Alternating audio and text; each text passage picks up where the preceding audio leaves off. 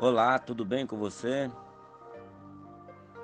Agradeço a Deus pela sua vida, pelo momento em que nós estamos separando aqui para compartilhar da palavra do Senhor.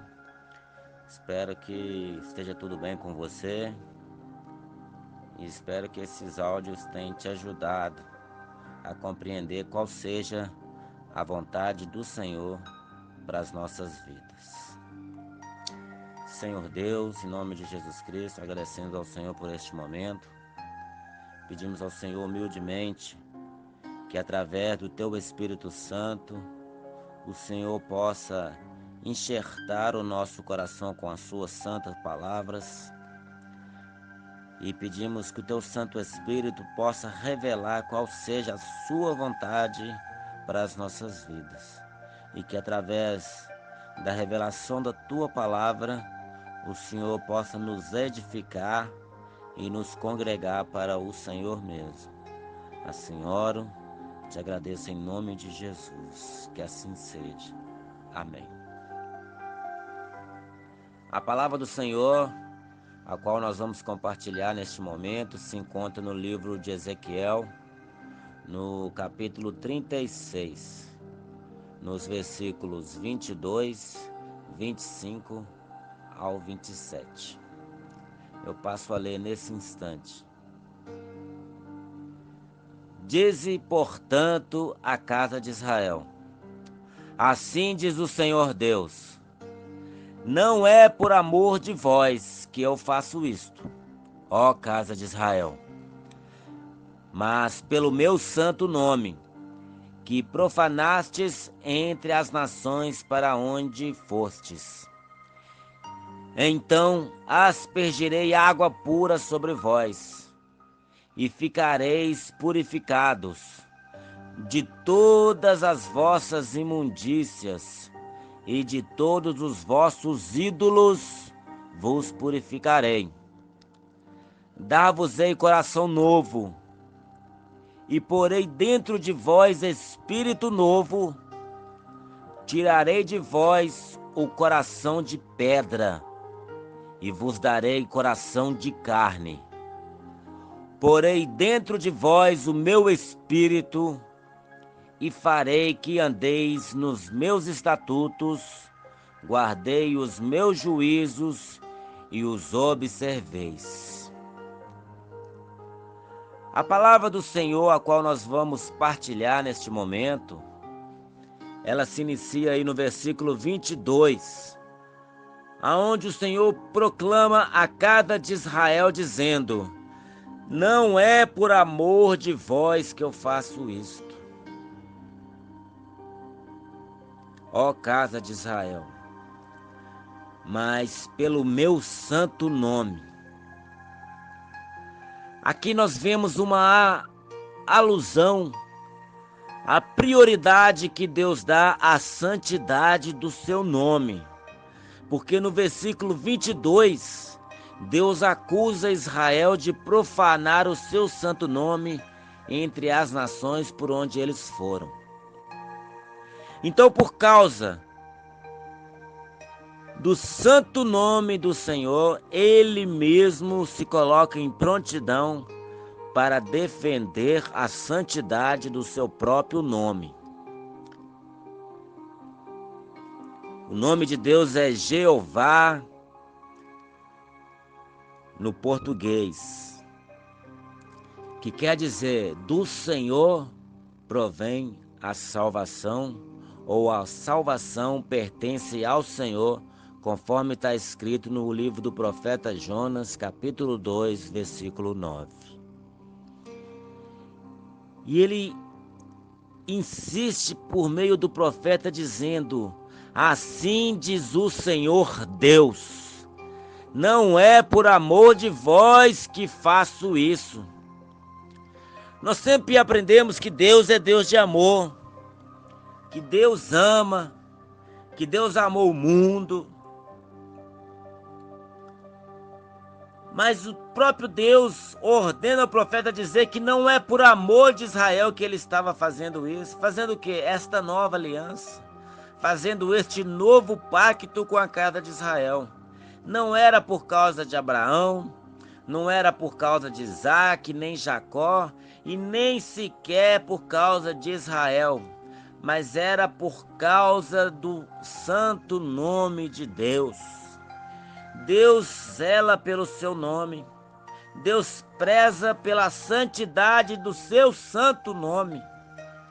Ele não requer de nós nada além disso.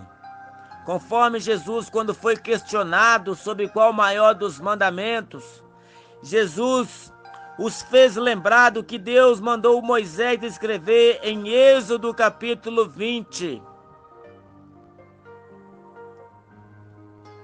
Não terás outros deuses diante de mim. Não farás para ti imagem de escultura, nem semelhança alguma do que há no céu, nem na terra, nem debaixo da terra, porque eu sou Deus zeloso. Eu visito a iniquidade dos pais nos filhos, até a terceira e quarta geração. Mas faço misericórdia até 1000 gerações daqueles que me obedecem, diz o Senhor. Deus tem um zelo muito mais do que especial pelo seu nome. A santidade do seu nome é sem precedentes, é fora do comum, é fora da nossa inteligência humana. Deus zela por seu nome. Deus não terá por inocente aquele que tomar o seu nome em vão. Aquele que jurar pelo nome do Senhor será culpado de pecado de morte, é o que diz a sua palavra. Não devemos anular a santidade do nome de Deus. O seu nome está acima de tudo. Jesus disse que esse é o maior dos mandamentos. Amará o Senhor teu Deus de toda a tua alma, de toda a tua força, de todo o teu entendimento. Não existe em nós compreensão inteligente para que possamos dimensionar a grandeza deste mandamento. Não é por amor de você, Israel. Não é por amor de vós, ó casa de Israel, mas é pelo meu santo nome que vocês profanaram entre as nações por onde foram. Deus está reivindicando a santidade do seu nome aqui neste texto. E ele promete que faria uma aliança com a casa de Israel e com a casa de Judá. E como seria essa aliança? Olha aí no versículo 25. Então aspergirei água pura sobre vós e ficareis purificado de todas as vossas imundícias, de todos os vossos ídolos purificareis. Deus está falando que Deus nos lavaria com água pura. Ele derramaria água sobre nós para que fiquemos purificados. Mas purificado de quê? De todas as vossas imundícies, de toda sujeira, de todo pecado de prevaricação, de todo pecado de idolatria. Porque está falando ainda, de todos os vossos ídolos vos purificareis. De toda idolatria, de toda adoração a imagens de esculturas, de toda obra feita por mãos humanas, quer sejam elas peças feitas de ouro, de prata, de bronze, cobre, ferro fundido, madeira, gesso, argila, barro, plástico, de qualquer material que foi feito um Deus, um ídolo, um santo para ser adorado. Aquele que Deus chamar a essa santidade será purificada da idolatria. Essa alma será purificada de toda adoração, de todo dobrar de joelhos, de todo queimar de incensos, de todo acender de velas a esses ídolos. Deus irá nos purificar. A criação de ídolos, muitas das vezes, não é somente pessoas que forjam que fundem imagens para adorar. A idolatria é condenada pela palavra de Deus. Quando também criamos deuses, que tipo de deuses? Quando nós adoramos pessoas acima de Deus, quando eu honro e adoro mais o meu pai do que ao Senhor, quando eu honro e adoro mais a minha esposa, ou o meu marido, ou o meu filho, ou o meu carro, ou a minha casa, ou o meu trabalho, quando eu coloco qualquer coisa acima de Deus, isso se torna um ídolo na minha vida. Ídolo não é somente uma banda, ou um grupo, ou artistas, ou pessoas que nós admiramos a tal ponto de torná-los um Deus na nossa vida. Jesus mesmo diz na sua palavra: aquele que honrar pai, mãe, marido ou esposa ou filho ou qualquer outra pessoa mais do que a mim, não é digno de mim, diz o Senhor Jesus Cristo. Não sou eu que estou falando, não é o Washington que está falando, mas é a palavra de Deus, e o próprio Filho de Deus é que declarou esta palavra. Qualquer um que honrar pai, mãe, esposa, marido ou filhos mais do que a mim, não é digno de mim. Quando nós nos curvamos, adoramos qualquer outra coisa que não é Deus, o Senhor é quem nos condena.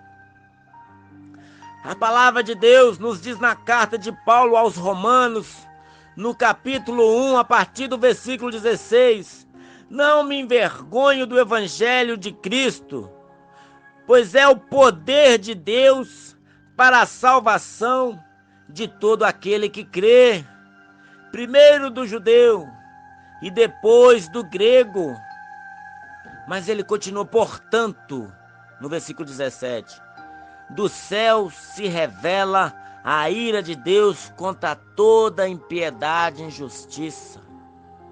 E ele vai descendo na sua carta escrevendo: porque de tudo que nós podemos conhecer de Deus, através das coisas que foram criadas, são manifestas. Paulo estava fazendo um exemplo, uma alusão ao Salmo 19, porque os céus proclamam agora a glória de Deus, e o firmamento anunciam as obras das suas mãos.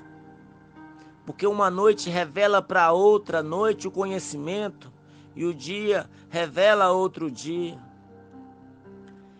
E no texto de Romanos, no capítulo 1, a partir do 17, Deus está liberando a condenação justa para a humanidade, porque tornaram aquilo que eles conheciam a respeito de Deus em imagem de répteis e animais, tudo obra forjada pelas mãos humanas. Deus condena toda a idolatria. E o final desse capítulo declara que os que praticam tais coisas são dignos de morte, pois não somente fazem, mas incentivam outros a fazerem também. Porque todo aquele que pratica idolatria coloca algo acima de Deus. E todo aquele que se coloca acima de Deus tem o princípio em Satanás. Porque Satanás falou que subiria acima das estrelas de Deus e estabeleceria o seu trono. Contudo, de lá mesmo ele foi expulso e derrubado para nunca mais se erguer. Assim, todo aquele que coloca outra coisa acima do trono, acima da grandeza de Deus, será aniquilado, será colocado por terra e será expulso da presença de Deus para todo sempre. Mas há uma esperança aqui no versículo 25, onde o próprio Deus nos mostra qual é essa esperança: que Ele mesmo aspergeria sobre nós água pura e ficaríamos purificados de todas as nossas imundícies, e de todos os nossos ídolos Ele nos purificaria. Então, quando nós nos convertemos, o que é converter? É mudar a direção. Essa palavra Converter está no original grego, que significa metanoia. O que quer dizer metanoia? Mudança de mente, mudança de atitude, mudança de hábito, mudança de costume. Talvez por costume você aprendeu a adorar imagens porque seu pai e sua mãe adoravam. Os pais deles adoravam antes deles, assim sucessivamente nas gerações anteriores dos seus antepassados. Mas Deus quer colocar um basta nisso. Deus quer te trazer para morar com Ele na terra santa celestial. E por isso você precisa ser purificado deste pecado. Você precisa ser transformado deste pecado, é o que diz a palavra.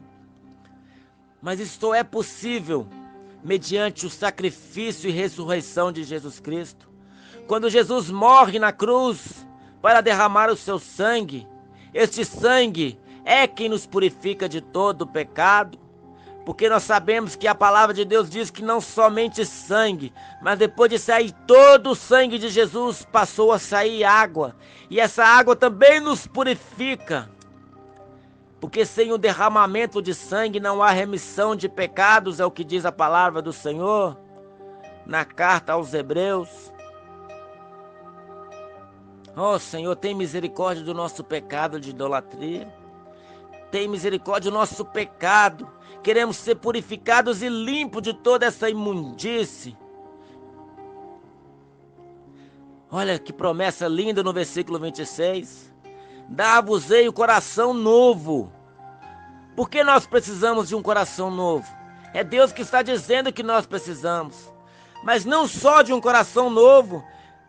Olha, dar-vos-ei um coração novo. E porei dentro de vós espírito novo, e tirarei de vós o coração de pedra, e vos darei um coração de carne. Esta é uma promessa infalível da parte do Pai. Precisamos ser feito uma nova criatura, não segundo a vontade da carne, ou do sangue, ou do varão, mas da vontade de Deus. Devemos ser nascidos de novo, conforme está escrito no Evangelho de João, no capítulo 1, no versículo 12, 13 e 14.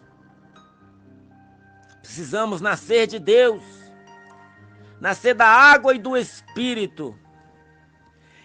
Quando Deus promete dar-nos um novo coração, é porque o nosso coração está pútrido, está defeituoso, está entregue à lascívia, ao pecado, não somente à idolatria, mas todas as imundícies do mundo.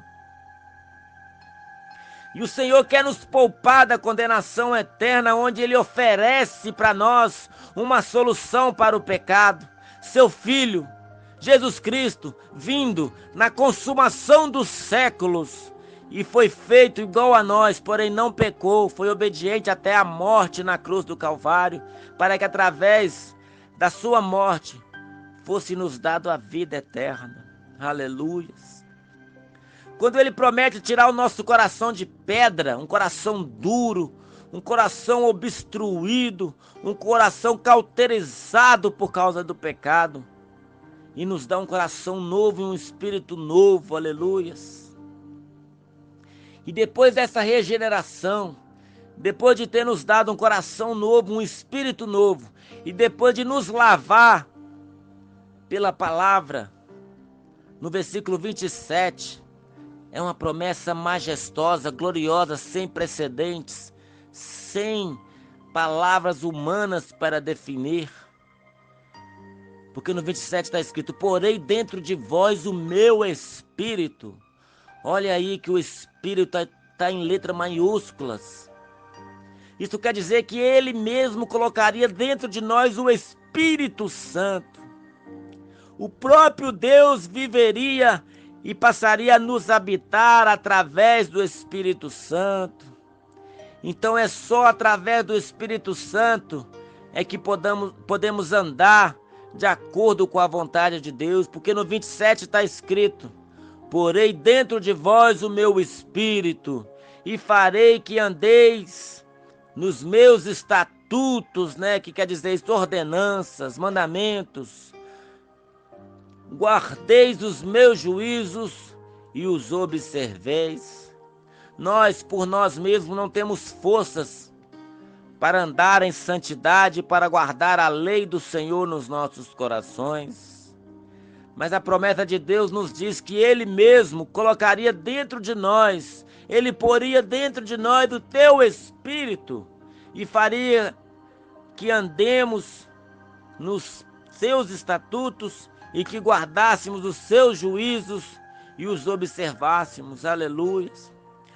É somente assim, depois de receber Jesus como único e suficiente Salvador, não dependendo de nenhum outro Deus com letra minúscula, em nenhuma outra imagem de escultura, em nenhuma imagem de santo, de deuses, seja Maria, seja Buda, seja Krishna, seja Maomé, seja qualquer outro que se nomeia como Deus, mas somente Jesus Cristo.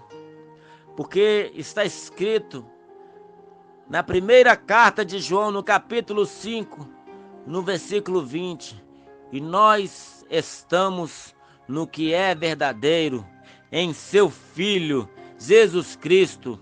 Este é o verdadeiro Deus e a vida eterna. Aleluias. E quando estamos no verdadeiro Deus, em seu Filho, nós temos a vida eterna. Nós não andamos mais de acordo com os costumes do mundo. Nós não adoramos mais a imagem de escultura ou semelhança alguma de que há no céu, na terra ou debaixo da terra, nem imagem de répteis, quadrúpedes ou animais qualquer, mas estamos no Deus verdadeiro, Jesus Cristo, Rei dos Reis, Senhor dos Senhores, o Príncipe da Paz, o Rei de Justiça, o Rei da Paz, o Leão da tribo de Judá, aquele que estava morto, mas que agora está vivo pelos séculos dos séculos, e na sua mão está a vida eterna para dar a todos aqueles que observam os seus juízos e andam nos seus estatutos e caminhos. Não existe outro caminho dado aos homens para que sejam salvos, e nenhum outro nome foi dado. Somente Jesus Cristo é o único e verdadeiro Deus, aleluias. E nós queremos andar por através dele, queremos andar com ele e viver para ele. Eu sei que é uma palavra dura, uma palavra que mexe com o nosso eu, com o nosso caráter, porque não somente os nossos irmãos católicos adoram imagens, até mesmo os evangélicos, quando tem um pastor de estimação, quando tem um cantor de estimação, quando tem um pregador de estimação, quando ele tem alguém que ele ama mais do que a Deus, ele espera mais nessa pessoa do que em Deus, e ele se torna um idólatra. E isso é pecado diante de Deus. É necessário que nós venhamos nos arrepender deste pecado e passamos a viver para Deus, de acordo com a sua palavra, de acordo com as sagradas escrituras. Arrependei-vos, produzam frutos dignos de arrependimento. É o que está escrito em Mateus capítulo 3, versículo 8. Quem vos ensinou a fugir da ira vindoura? O machado já está posto à raiz. Todo aquele, pois, que não produzir frutos dignos serão cortados e lançados no forno, e ali haverá choro e ranger de dentes. Arrependei-vos, arrependei-vos, arrependei-vos, e buscai ao Senhor enquanto se pode achar. Invocai-o enquanto ele está perto, porque está chegando o dia da sua vinda, a hora da sua chegada se aproxima, e todo aquele que não for achado escrito o seu nome no livro da vida, será lançado no lago de fogo que arde com enxofre, que é a segunda morte. Eu te convoco a se arrepender nessa hora, em nome de Jesus. Se entregue ao Senhor, confia nele e ele tudo fará. Entrega o teu caminho ao Senhor, Deleita-te no Senhor, Ele satisfará o desejo mais íntimo do seu coração. Se você é uma nova criatura, eu sei que você almeja o céu, a nova Jerusalém que descerá do céu como uma noiva enfeitada para o seu esposo. Se você entende essa palavra, se você arrepende dos seus pecados e quer abandonar essas práticas, eu te convoco, eu te convido, eu te conclamo, eu te proclamo agora a fechar os seus olhos, a orar comigo esta breve oração. Ó Senhor, em nome de Jesus Cristo, eu te peço agora não só por minha vida que estou orando, mas por esta pessoa também que está orando comigo nesta hora. Ela reconhece que só o Senhor é Deus, que só o Senhor é santo e que além de ti não há outro Deus.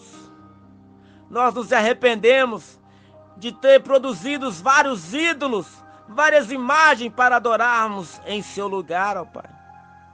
Nós nos arrependemos nessa hora e pedimos ao Senhor que nos perdoe, nos lave no sangue de Jesus, ó Pai. Lava as nossas vestes no sangue do Cordeiro, para que sejamos limpos, purificados, perdoados de toda iniquidade e pecados, ó Pai. Não queremos ficar aqui nessa terra, mas antes queremos subir para reinar com o Senhor de eternidade a eternidade. Eu sei que eu errei até aqui, ó Pai, mas há uma promessa que o Senhor mesmo diz que todo aquele que invocar o Senhor será salvo. Nós te invocamos nessa hora, meu Deus. Perdoe as nossas culpas, perdoe os nossos pecados, perdoa, Senhor, os nossos crimes e nos permita ser participantes do corpo de Cristo, para que possamos andar no caminho santo, nos seus juízos e depender somente de Ti para que sejamos salvos. Eu apresento não só a minha vida, Deus, mas apresento a vida de cada um que orou comigo nesta hora. E Te agradeço, Pai, em nome de Jesus, que assim seja. Amém e graças a Deus.